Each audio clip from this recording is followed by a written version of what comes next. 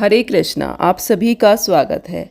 ज्येष्ठ मास के शुक्ल पक्ष में पड़ने वाली एकादशी को निर्जला एकादशी कहा जाता है। यह एकादशी सभी एकादशियों में सर्वश्रेष्ठ मानी जाती है।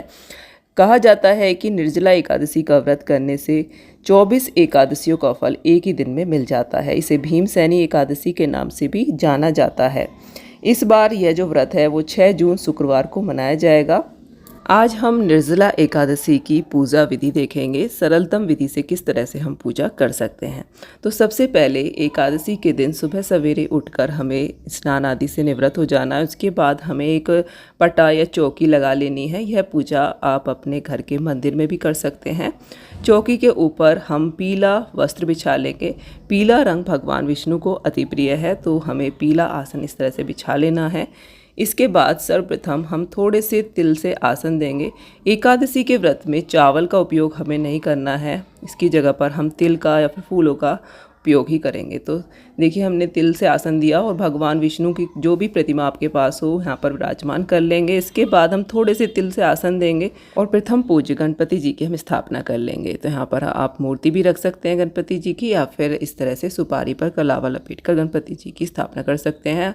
अब मैंने यहाँ पर थोड़े से गेहूँ लिए हैं, आप तिल भी यहाँ पर ले सकते हैं गेहूँ की जगह पर, और इनको हम अपने लेफ्ट हैंड की तरफ रख लेंगे। यहाँ पर देखिए, हमें कोरा घड़ा लेना है। कोरे घड़े का दान जल से भर के इस दिन विशेष रूप से किया जाता है। तो ये घड़ा कोरा लेना है हमें जल से भर लेना है और इसको हम यहाँ पर विराजित कर लेंगे।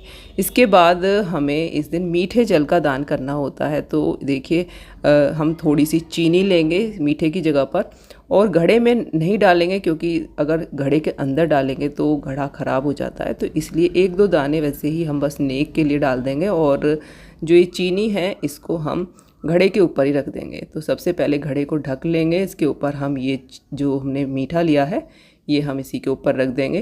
तो ये मीठा शरबत एक तरह से हमें दान करना है। घड़ा बिल्कुल कोरा होना चाहिए। और अब हम सबसे पहले थोड़े से फूलों से आसन देंगे और दीपक को प्रज्वलित कर लेंगे। इसके बाद हम कंठ पर, घड़े के कंठ पर मोली बांध लेंगे। घड़े के कंठ को हमें कभी भी इस तरह से खाली नहीं छोड़ना है, तो मोली बांध लेंगे। और इसके बाद हम प्रथम पूज्य गणपति जी की पूजा करेंगे। तो सबसे पहले देखिए, जल से भाव स्वरूप से 3 बार हम स्नान करा देंगे। जल के छींटे देकर सभी को हम स्नान करा देंगे। भाव रूप से 3 बार गंगा जल युक्त जल से हम इस तरह से छींटे लगा देंगे। इसके बाद सर्वप्रथम हम गणपति जी की पूजा करेंगे।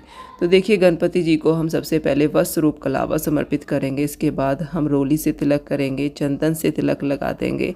इसके बाद हम भगवान गणेश जी को फूल समर्पित करेंगे। अगर गुड़हल का फूल मिल जाता है तो ज़रूर चढ़ाइए। और इसके बाद देखिए, हम भगवान श्री हरि विष्णु को पीले चंदन से, और सभी को हम पीला चंदन से तिलक करेंगे। भगवान को हम वस्त्र रूप कलावा समर्पित करेंगे, जनेऊ समर्पित कर देंगे। तो जनेऊ ना हो तो आप 7 बार कलावा हाथ पर लपेट कर भी भगवान को समर्पित कर सकते हैं।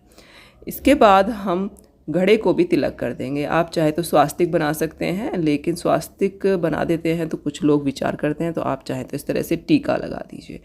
तो घड़े का भी पूजन हमने कर लिया। इसके बाद हम भगवान को पीले फूल समर्पित कर देंगे।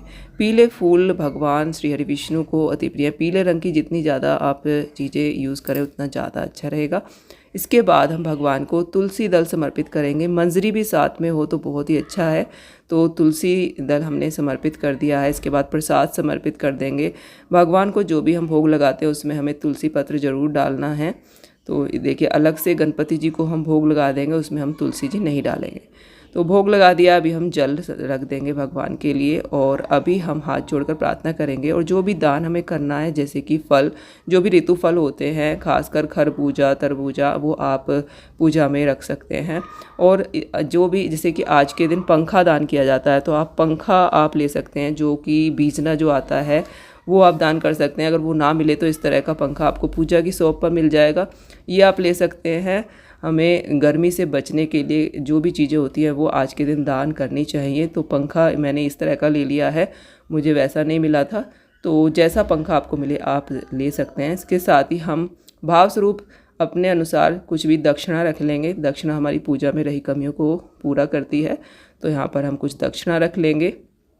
इसके बाद हम भगवान को धूप दिखा देंगे, और धूप दिखाने के बाद प्रेम पूर्वक हम आरती करेंगे।